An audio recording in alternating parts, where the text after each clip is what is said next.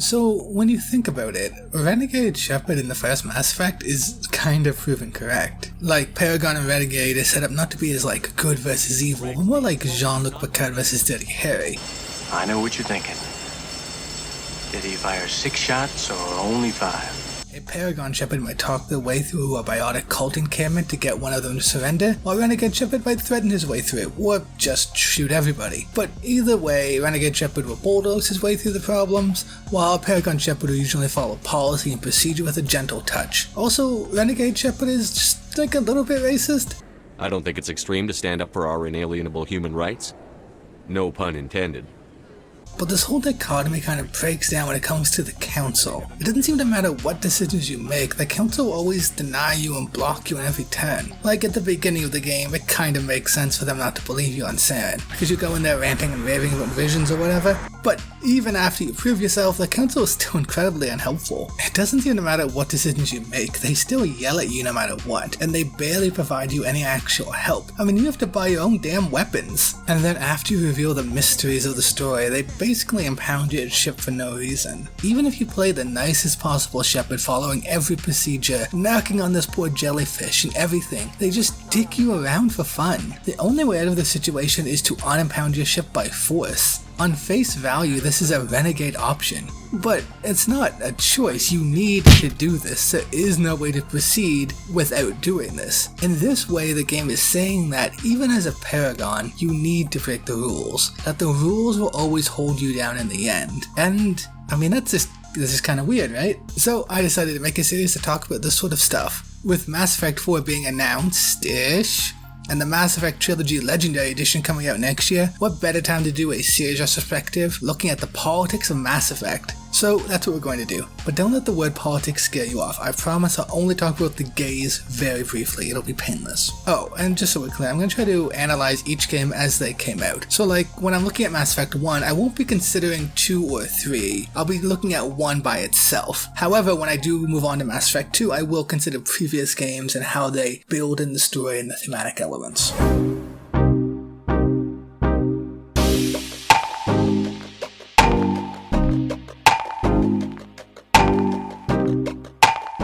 Mass Effect 1 creates a galaxy that is incredibly hostile to humans and humanity generally. The most dangerous alien you meet in the entire game is the fucking Mako. What the fuck? What the shit? Fuck. Oh, come on. No. Oh, Jesus. Oh, fuck. Oh, God. Shit. Okay, so the aliens in Mass Effect 1 fall broadly into 3 categories. Passive-aggressive towards humans, aggressive-aggressive towards humans, and aggressive-aggressive just generally. Basically, all of the Council species fall within the first category, though not all at the same level. On one hand, you have like the Asari and the Solarians who think humans are punching above their station, but for the most part can see the usefulness of humans. They aren't really interested in giving humans more power, but this mostly comes from a more advanced holier-than-thou perspective, as befits the most advanced races. Both the Asari and the Solarian Council members are willing to hear you out, but still want you to realize your place, which is below them. Further on the scale is the Elcor and the Volus and the Hana. The Elcor are generally very nice to you, but the Volus especially are incredibly bitter at humans due to their rapid increase in prominence. The Volus ambassador basically thinks you can get fucked. You humans are new to the Citadel, and yet the Council has granted you great favor. And further than them on the scale are the Turians, still bitter about the First Contact War, and perhaps being a bit cautious of their position on the Council, considering they were the last species to be allowed a spot, and currently the species who controls Council defense. Certainly an up-and-coming human species with a military bent is a threat, so it makes a certain amount of sense how many high-ranking Turians seem especially hostile to you. You humans are eager to take all the power you can get, and you're being given a lot. If the Council wants to make humanity their new favorite pet, that's their business. Then you have your aggressive species. In the DLC you are introduced to Batarians, the four-eyed antagonists to human expansion. In the lore, humans and Batarians often compete over settlement rights of new worlds, a battle Batarians lost more than they won. So, in retaliation, a Batarian terrorist cell tried to drop an asteroid on a human colony. Whoops. You also have the Krogan, and yes, I know you do have a token Krogan teammate, and he's like a total badass. Shepard. Rex. Shepard. Rex. Shepard. Right. But he's a merc. If paid enough, he'll turn on you. And he's also the only crew member in Mass Effect 1 you can actually kill directly, or have your local space racist kill. I know things are different aboard the Normandy, but I'm concerned about the aliens. For all intents and purposes, every other Krogan you meet, except for like 2 nameless NPCs on the Citadel, is antagonistic to you, and you need to kill. So I'm considering them as aggressive, and I think they would agree. When was the last time you saw a Krogan scientist? You also have The Geth. who, as far as you know in the first game, are all slavishly devoted to the Reapers, their machine god. Which brings us to aliens who basically just want to fuck everyone up. Reapers will destroy everything, no question. Though you don't actually learn why, and thank God for that. The Thorian Pharaohs also wants to mind control everything on the planet side to make it its pets, and then there's the Keepers, who are biologically programmed to cause a galactic level extinction event every 50,000 years, and also just really creepy looking. And of course it's a Quarian, but you only actually meet one of those, so who the fuck knows what they think of humans. Tallies are at best kill, 2183. So what we are left with in Mass Effect 1 is one where humanity has few true allies on the galactic stage. While normally part of the Citadel for diplomatic purposes, it's clear the Systems Alliance does not fully trust its role or the Citadel's rules. And the fact that constantly getting in trouble by settling in the dangerous Attican Traverse area of space, because they feel they need more territory outside of what has been given to them. And the fact that they were trying to get around the Treaty of Pharaxin, which limits the largest class of ship, dreadnoughts, to 1/5 the number of Turians, by creating carriers that were the same size as dreadnoughts but did not technically count as they lacked a main cannon and only carried swarms of fighter ships, a new tactic in space warfare, which, if you don't know, is a reference to World War I. Look it up. Neat. History. Cool. Yeah. By all accounts, the Systems Alliance is not content to let the Citadel guide its destiny. And correspondingly, other species are distrustful of these upstarts, the rising star in the galaxy, determined to find its own place, with or without the Council. But it's a cycle of distrust. How it's framed, however, except in some side bits or hidden codex entries, is that aliens are just jealous of humans, jealous of their quick advancement. Every NPC high up in an alien government mistrusts you implicitly, except maybe the Elcor. Maybe, I don't know. I don't like the way he looks at me though. Which makes it weird, because I know a few of you chuckled at me calling Ashley a space racist 8 paragraphs ago, but when you listen to what she says, the game kind of frames her as like in the right, based on how the game frames humans and their desire to expand against aliens who are either aggressively or passive-aggressively keeping them down. She's correct. Aliens will look out for their own first. I still let it die though, so I could date Kaden in MA3. Let me date Kaden in Mass Effect 1, BioWare! I know the data exists, you cowards! Let me have my norm core Canadian boyfriend. If it's not in the Legendary Edition, we will have words. As the only good YouTuber, Lindsay Ellis, says in her Independence Day vs. the War of the Worlds video, aliens in fiction are never just aliens. Sure, there's a literal meaning in that the aliens have their own alien biology, but there's a deeper metaphorical meaning. War of the Worlds alien speaks to a fear of invasion by a foreign power. In the first couple expansion books, the ones I've read personally, I'm getting to the rest, there's a lot of them, don't worry about it. The aliens are conceived as a weapon of mass destruction, an enticing, powerful new technology everybody wants to control, but the consequences of which are yet unknown, very similar to the rush to create nuclear weapons in World War II. In Mass Effect, the aliens are aliens, yes, but they're also rival states. For the most part, each alien species acts as a hegemony. There aren't multiple governments, there's one. Same for every single species in the galaxy. So every major leader for each species you meet acts not just as a de facto representative of the Asari as a species, but also as a state. The Batarians are often claimed to be based off North Korea, being heavily reclusive with a massive propaganda campaign. Though not every species is that clear-cut. Usually it's just about what role they play on the galactic stage, but just for fun. The Turians are clearly based off America or Britain post-World War I, where they were allowed the biggest and best ships and had a decidedly martial bent. The Asari are kind of similar to Canada, maintaining a normally peacekeeping role, and also because of all the soy we eat.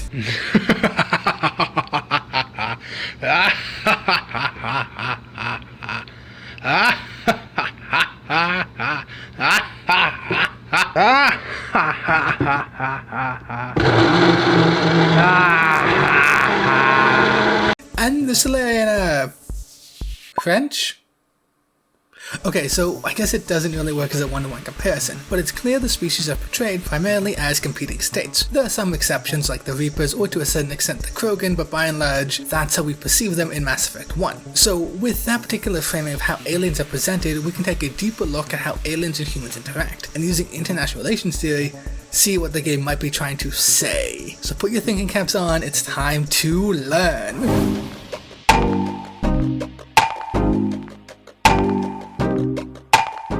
So let's start simple with some of the earliest IR theory in modern politics, idealism and realism. But first, let us define our terms. When I speak of idealism and realism, I'm speaking of their specific international relations meaning. International relations as an academic discipline didn't exist until after World War I, where, after the failures of diplomacy led to a devastating and pointless war, there was a strong push to never have that happen again. In E.H. Kerr's seminal work in international relations, The 20-Year Crisis, he wrote that when President Wilson, on his way to the peace conference, was asked by some of his advisors whether he thought his plan of a League of Nations would work, he replied briefly, "If it won't work, it must be made to work."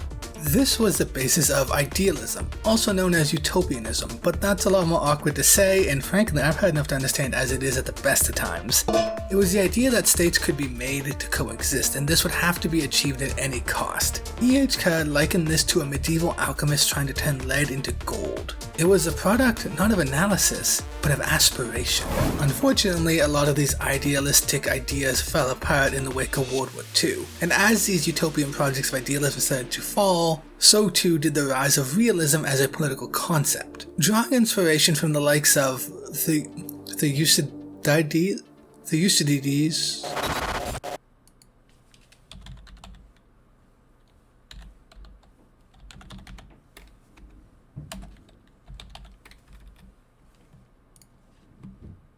I mean, even Thucydides threw shade at her.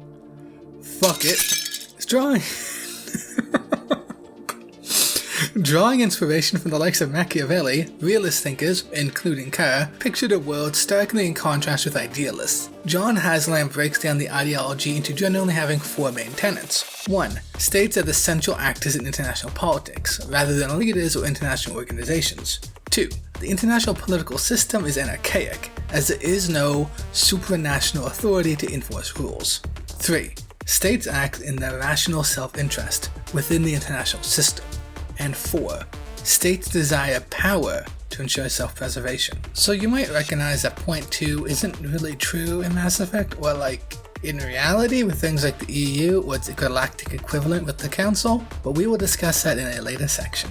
The game's structure is for you to go on a mission and then be dealt a moral question, usually involving the state of humans or international relations, or simply how to deal with a threat. I would argue the two main choices the game gives you to deal with these problems fall under idealism and realism. Paragon Shepard is an idealist, generally seeking cooperation and to minimize harm, while Renegade Shepard is a realist, looking to minimize risk to himself or humanity, even if it hurts others. In this way, we see how the two Shepards go about saving the galaxy and increasing humanity's influence. And don't get it twisted. In many ways, increasing humanity's interest is your main goal. Defeating Saren is really just a means to achieve that very specific goal, and both Anderson and Ambassador Udina make it very clear that by stopping Saren, you will be increasing humanity's galactic position. You aren't just a hero saving the galaxy, you have an explicit political goal, and the game does make that very clear. So let's do a case study with Novaria. In Novaria, you are attacked by this annoying bug that makes everything blocks. What the fuck is this? Alright, god damn it. Fucking. Inside your. What? Oh my god, alright. Alright, cool. I fixed it. Now it just kinda looks like shit. Whatever. But you're also attacked by the Rachni. And if you've been a good little girl / little boy / little non-binary and read the Codex, you know that the Rachni were an ancient bug race that once almost took over the galaxy. They were only defeated by the Krogan, who then also almost took over the galaxy. Either way, at the end you are given an interesting moral question. You stand before the last living Rachni queen. She claims the previous queens all had a headache and it was just a really bad day and they couldn't find proper parking. You can't really blame them. She wants freedom and promises not to try and take take over the galaxy anymore. On one hand, genociding the entire species is, morally wrong, but on the other hand, they did try to eat the entire galaxy. And you've been fighting them all day in this fucking blinding light. And you're only really killing a single Arachni. That it ends the species is really only a side effect. It's never a morally correct choice to kill the Queen, because she's the last of her kind and a sentient being. But from a realistic perspective, removing the threat of the Arachni is in your and your nation's rational self-interest, and adheres to the principles of self-preservation. Realism doesn't really care about morality, but about survival. But an idealist will see the moral obligation. Genocide is wrong no matter the excuse, and by doing this, maybe someday in the future you'll find a way to work out a lasting peace, and I wonder if this will ever come up again. You can even see this idealism versus realism play out when working with the Council. Even after you start directly working for the Council, it's clear the relationship is rocky. Even if you don't include when they lock down your ship, you're in a very antagonistic relationship. The Terran Council specifically will call you out no matter what choices you make, and none of them seem comfortable with you. In turn, you hardly seem comfortable with them. As Renegade Ship, you can even cut them off and break communications, but as either Shepard, you often take missions outside of their command. The 5th Fleet gives you multiple tasks, including looking for missing soldiers, investigating Cerberus, shutting down this rogue VI on Luna. None of this is for the Council, all for the Alliance who you truly serve. I mean, there's a reason no Turian or Asari general will ask you for your help, because you aren't really out there for them. And in many ways you can see realism especially flavoring the galaxy. The use of Krogans to obliterate the Arachni and the use of the Genophage to essentially slowly genocide the Krogan could be seen as these tactics taken from a realistic perspective. These are harsh actions, and basically immoral when taken at face value, but you can see the argument that they were necessary to preserve peace in a galaxy with limited resources. With these events, you can see the galaxy learning the same lesson that great powers learned after World War II. As E.H. Kerr puts it, it was no longer possible to rationalize international relations by pretending that what was good for Great Britain was also good for Yugoslavia, and what was good for Germany was also good for Poland. So that international conflicts were merely the transient products of avoidable misunderstandings, or curable ill will. In many ways, this reading of Mass Effect 1 can be enticing. Paragon and Renegade Shepard do map fairly well to idealist and realist theories, and the fact the galaxy is set up in such a way as to make aliens threatening or competitive against humans creates a galaxy that believes in a realist theory that a Paragon Shepard is trying to change, while Renegade Shepard is simply working within the system as defined by the game. I mean, there's a reason the Council has what's essentially an extrajudicial police force with such little accountability that top agent is literally a genocidal terrorist and they don't even notice. I think there are some flaws in this reading though. First is that while the galaxy clearly makes decisions based on some interpretation of realist thinking, there are flaws. I said flaws like 15 times, whatever. The mere fact the Council exists as an intergalactic body on top of the alien states indicates the system is not completely archaic. Additionally, while Renegade Shepard could be seen as simply being a realist, some actions such as allowing the Council to die are difficult to make sense within this framework. So while these theories and the historical background of these two competing ideologies do work to some extent, they aren't really a flawless understanding of the world of Mass Effect 1. So let's try a few other theories on for size.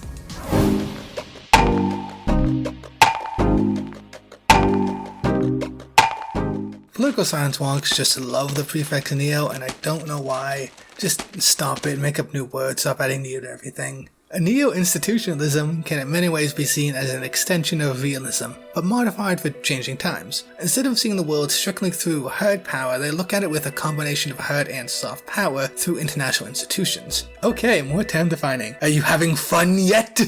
God. Hard power is using force to make others follow your will, either through direct military or economic power to get what you want done.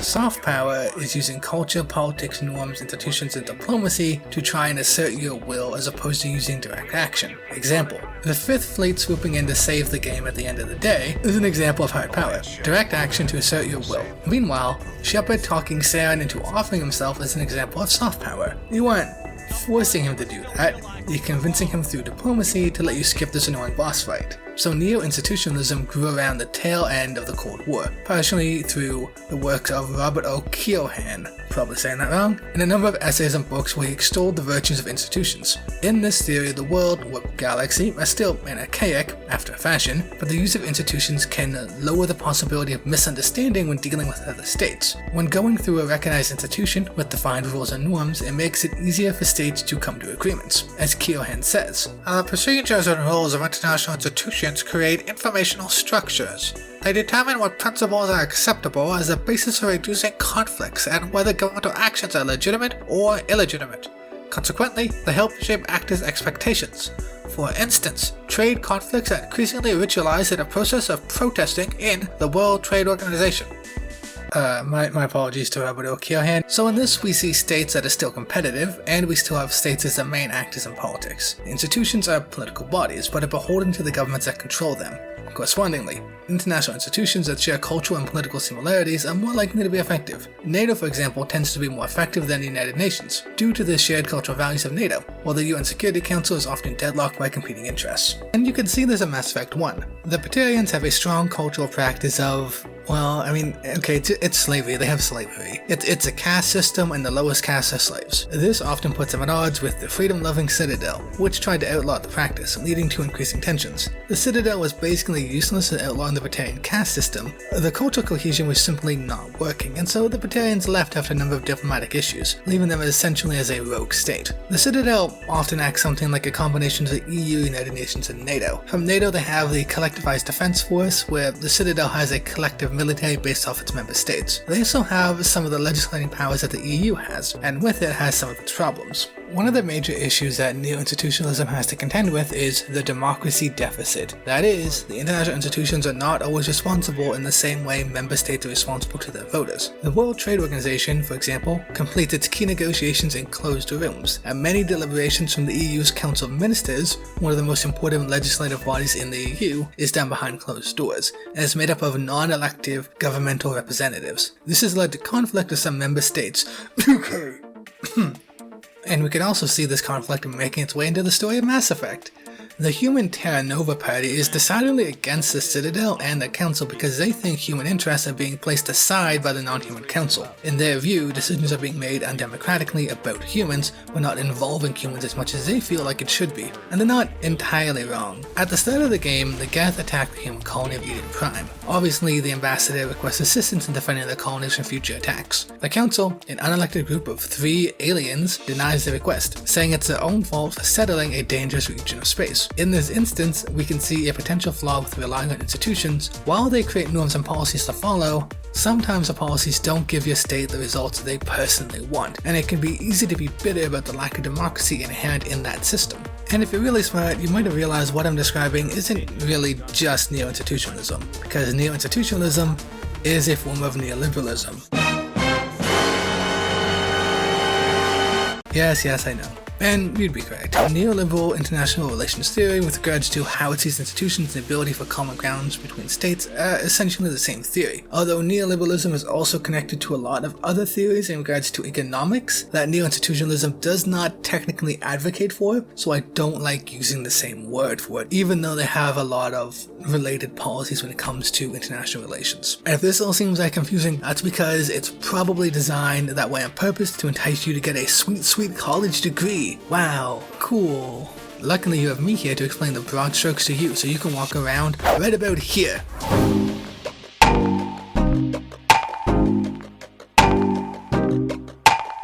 Constructivism is kind of a tricky subject. It seeks to challenge the dominating neo-institutionalist and neo-realist thinkings by changing how we think of the structure and action of states, but at the same time, generally speaking, does not try to predict the body politic, just understand it through social theory.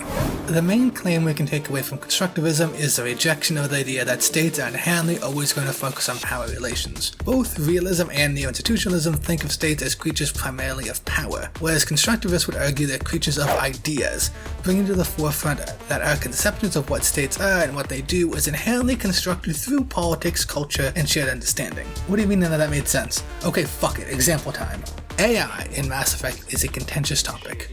It has formally been banned since before the Quarian to unleash the galaxy, and seemingly for good reason. But this category of AI is inherently a constructed one. From the outset, the line between what counts as an acceptable virtual intelligence, such as this lady, or even the onboard computer systems that most ships have that can play targeting algorithms, and what counts as AI, are not actually clear-cut. The Geth, for example, were designed as simple routines. However, when put together, multiple Geth programs could collectivize thought processes and allow them to compute faster and faster until they were actually able to question their own existence. The VI interface you find on Luna is another example. After defeating it, you get a binary code that translates directly to help. Clearly, this delineation between VI and AI is not completely clear-cut. What counts as an AI in the Mass Effect galaxy is socially constructed, not a real definition, and thus we see edge cases emerge. So this method of looking at the world conceived of states not just as rational actors looking out for their best interests, but inherently social creatures who are also looking to uphold and be held by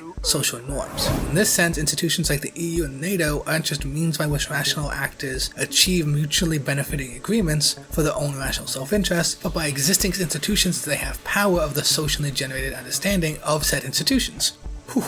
Michael Burnett talks about the conception of refugee as an example. Throughout human history it has meant different things and existed by different definitions.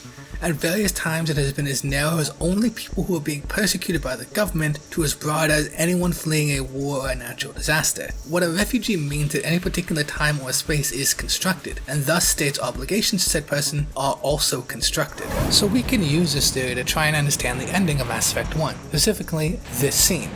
What's the order, Commander? Come in now to save the Ascension, or hold back?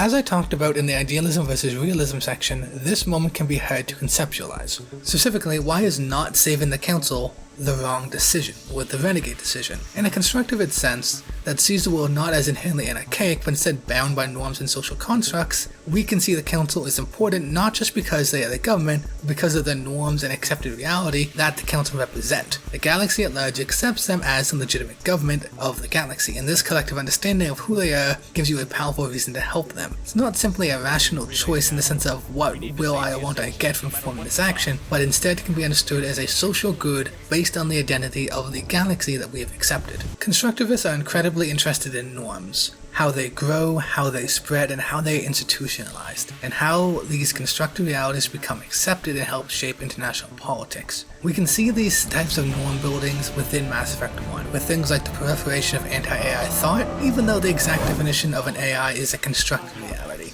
Our understanding of how humans and Asari and Turians interact cannot be strictly limited to each only vying for their own position, but in how they interact with the norms of the galaxy, even if they sometimes push against those norms. In many ways, the tension of Mass Effect 1 is the tension of humans attempting to fit in within the socially constructed norms of galactic society. Humans are still new to the galaxy by the time of Mass Effect 1, and how they exist in this complex society is still not entirely clear. It's obvious humans want to expand more, and have trouble working within the Council's slow timeline for how they think should go. By threatening the status quo, they are also threatening the socially constructed reality of many species, and seem not to respect these norms that other species take for granted. And in this sense, the tension with other species makes a lot of sense.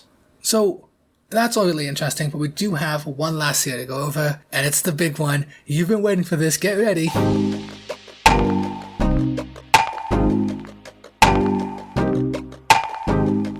I'm sorry guys, there's not much room for a Marxist analysis of Mass Effect 1, and if I tried, it would just be like a real stretch. I tried, I'm sorry, I'm a failure of a video essayist, I know. No, I'm being serious. Okay.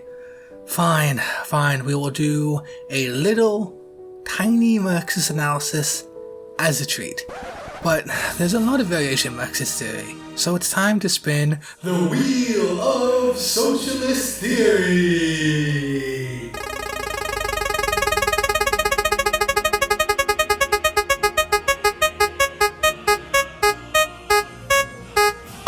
Oh sweet, we got World System Theory! Alright!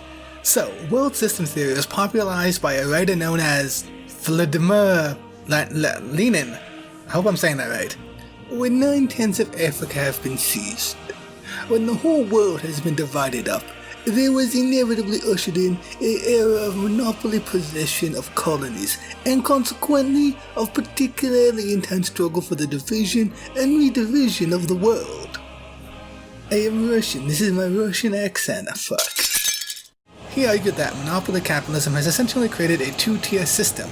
Under monopoly capitalism, a two-tier structure has developed within the world economy, with a dominant core exploiting the less developed periphery. With the development of a core and periphery, there was no longer an automatic harmony of interest between all workers. Or, to put it another way, even if you think the workers at Walmart are being exploited, and the workers in a sweatshop in Bangladesh who make goods for Walmart are also being exploited, you kinda have to admit they're not being exploited in the same way. The monopolies create a class divide between the proletariat in the first world and the proletariat in the third world, raising the standard of living of the proletariat in the first world countries by further exploiting workers and other resources in poorer nations. This creates a divide not just of class, but of geography, which makes a global revolution difficult. Workers of the world unite is a difficult slogan if workers have different needs due to differing nature of their exploitation. So the easiest comparison to make with Mass Effect is to compare planets like Earth to the colony planets. So we know in Mass Effect 1 that corporations are one of the primary drivers of colonization of new planets outside of Earth. The game specifically references ExoGeni as one of the largest drivers of colonization, that they have funded multiple colonization efforts. Now, a corporation is not simply going to start colonies for the fuck of it, they are out there looking for resources to package and sell back. On Pharaohs, for example, ExoGeni was using colonists to study the effects of the thorian mind-controlling substance. They had intended to study it and find a way to replicate it and sell it back to the Systems Alliance. In this sense, we can see the colonists are literally being exploited by a corporation in the colonies in order to support the military-industrial complex of Earth. In this sense, the colonies, especially those funded by corporations, are the periphery and are being exploited in order to support the core, i.e. Earth and other larger colonies. This isn't limited to humans either. Codex entries on the Terminus system show that Asari, Terran, and Solarians all allow corporations to fund colonies in this region of space, outside of the official Council space. Because of the lax laws outside of Council space, workers are more easily abused in order for the profits of that abuse to be funneled back into Council space. This is even more obvious in Mass Effect 2 with the planet Ilium, on the border between Asari space and the Terminus systems, with incredibly lax laws to allow trading between the two, which is an example, actually, of institutions being used to exploit labor, challenging the idea that institutions are inherently benign. Instead, they can be used to help the rich at the expense of the workers. But I'm not supposed to talk about Mass Effect 2. Fuck it. This section is done. Cut the music. Stop. We're done here.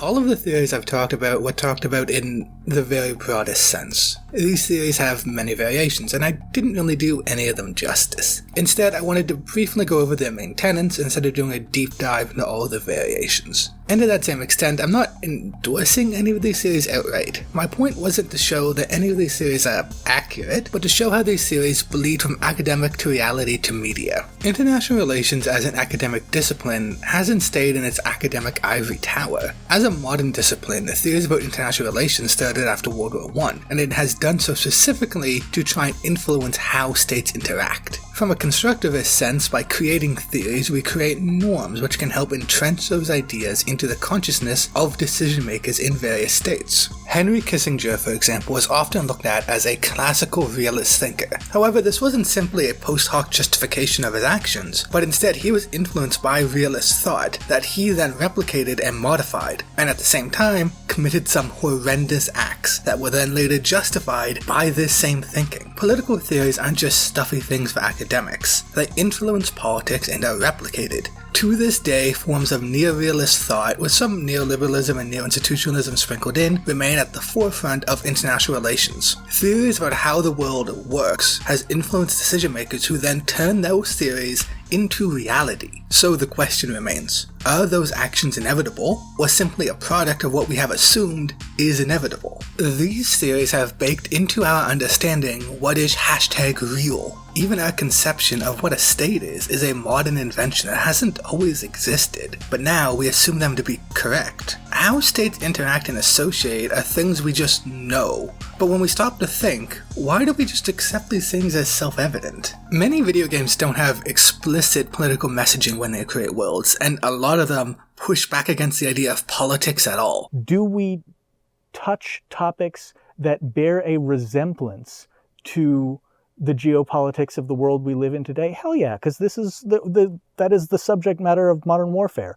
Are we telling a story that has anything to do with the specific governments of any countries that we are portraying? No. But they are all influenced by our assumptions that we have built up over time. They are recreated realities, but they are reflections of our understanding of how the world works, and at times, how the world ought to work. So, I don't necessarily think the writers of Mass Effect were reading EHK and the first Great Debate when they came up with Paragon and Renegade decisions, and I don't necessarily think they were considering neo-institutionalist conceptions of the democracy deficit when they were creating the Terra Nova Party. But to a certain extent, it doesn't matter. These theories exist, and through their existence influence reality, which then influences the mirrored versions of reality we see in games. So when creating Mass Effect, the writers wanted to make a world that felt authentic, and they wanted it to be mature. So to do that, they added themes of international relations, struggles for power, and at times, literal genocide. In the Krogan and in the Rachni, the writers seemingly wanted to create a conflict and have the result of that conflict end in what's essentially genocide, and in so doing, show how dark and gritty the world could be. To do this, they oddly justified both the destruction of the Rachni and the Krogan as necessary. Sure, there were side effects, but both of them had to be done. They were required. In both cases, the game excuses these actions as necessary due to the biological reality of the Rachni and the Krogan. Both were naturally too violent and had to be destroyed or contained. It was in the rational self-interest of the states of the galaxy. Which, okay? Listen, I said earlier that the aliens are conceptualized not as races, but as states, but this is really a half answer. They are both, it's just that their role in the story is that of states. From one end, it seems like the writers wanted a gritty world where dark things happened, but also wanted to kind of justify those things, and they justified it through bio-truths. A thing it takes 3 games for the series to really reckon with how fucked up that is. But in the framing of Mass Effect 1, while you can make a different choice with the Rachni Queen, you can never really question their genocide, or that of the Krogans. You accept them as given because the game frames them from a particular international relations perspective. Their genocides were required. It was the only choice. It was a harsh thing in a harsh world. It was the realist approach. But genocides in real life are never required. They are never justified. The games do backtrack later on, but the way they are framed in every one leaves a lot to be desired, and in many ways we don't question them because of the framings of the game, and this framing is inherently political. Take for example the Krogan cloning facility on Vermeer. You are never given the option to save that facility. This facility, as Rex puts it, could save the Krogan, could save them from their slow and inevitable death, save them from the genocide that was forced upon them for the sins of their ancestors. But you don't have the option to save it. You always have to destroy it because the bad guy is in control of it, and because he is a threat, you have to deal with that threat. This is a political framing, and the game gives you options, so in those options you think you have a choice, but you don't, because you don't have the choice to undo the wrongs of the past, because the game has told you those wrongs were required, and that this way of saving them is incorrect, but it never really tells you why. This isn't the only example of the game using explicit political framing to have you accept things that you might otherwise question, or at least if you did question, you're not surprised when Shepard, as a character, does not. Take the 5th Fleet swooping in to save the day at the end of the game. When this happens, we are primed from the very start of the game to cheer. Although the game frames Paragon as being a unity Shepard and Renegade as being pro-human, both unquestionably accept the military as good. This is of course because you are a part of that military, but this too is political. This comes from the idea that all states are interested in power, and that power is important. But why do we unquestioningly accept the Alliance military hegemony? Maybe different colonies would prefer to have their own governments or militaries. Why is the Galactic system being overseen by a military anyways? Why is this just something we accept? Why do we cheer when specifically the human Navy saves the day? What is the game trying to say with all this? The game is saying that an idealistic Shepard is that, an idealist. The day in Mass Effect 1 wasn't saved by a coalition of aliens, but by humans. The only ones willing to listen while the aliens look down on them and on you. At the end of the day, humans prove their worth by proving their might. And in so doing, that even a Paragon Shepard accepts certain realities about the universe, about how power is required, and maybe just maybe, human power is preferred. You don't think about how this is framed, you accepted the military supremacy because you got your choice and it felt good saving those fools who always look down on you. But this too is political, and presents a type of politics that the writers feel is authentic, because it matches with their conceptions of reality. But even in reality, these politics are constructed, and in a game, much more so. The politics of Mass Effect don't exist in a vacuum. They were created and created in a way that the developers thought reflected reality. But reality as it exists is not the only possibility, and in many ways as constructed as the game itself. And personally, I think it's important to look at what the game lets you question, and then look at what the game takes for granted. Also, how the fuck did the 5th Fleet get there? There's travel time in this universe. You went from Ilos directly to the Citadel in like an hour. How the fuck did the Normandy find the 5th Fleet and travel across the universe in such a time? It doesn't make any sense.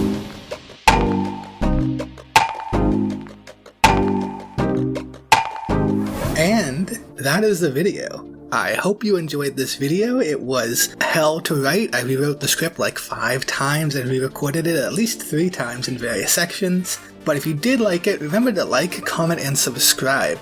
I mean, you're like, what, 35 minutes in? You watched this far, you might as well.